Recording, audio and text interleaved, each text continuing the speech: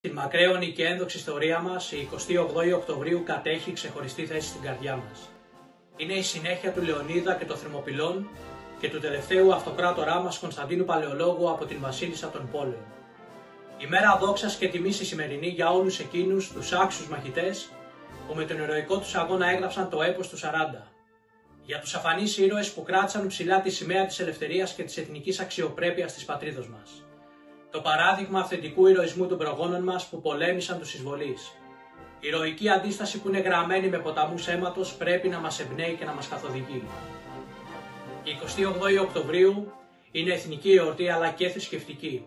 Ως επέτειος μνήμης και τιμής ηρωικής άμυνας υπό τη σκέπη της Παναγίας μας.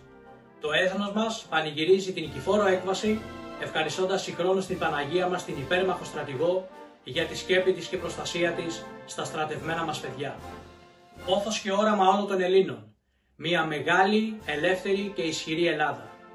Το Εθνικό Κόμμα Έλληνες, με τον Ηλία Κασιδιάρη μπροστάρι στον εθνικό αγώνα, καλεί τους Έλληνες να μην παρατήσουν τη μάχη και να μην φοβούνται ένα σύστημα το οποίο κρατιέται στην εξουσία με ψέματα και άθλιες μεθοδεύσεις.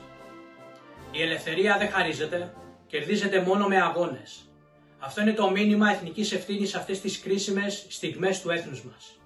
Σήμερα στη νέα μορφή εισβολή από λαθρομετανάστες, μνημονιακή κατοχή, οικονομική εξόντωση, διαμελισμό της χώρας μας, ξεπούλημα της δημόσιας περιουσίας, ρατσισμός εις βάρος του Έλληνα πολίτη, ανεργία, φτώχεια, πείνα, καλούμαστε να ανατρέψουμε τα σχέδια και τα συμφέροντα των ανθελήνων πολιτικών και να βροντοφωνάξουμε και πάλι ενωμένοι ένα μεγάλο όχι.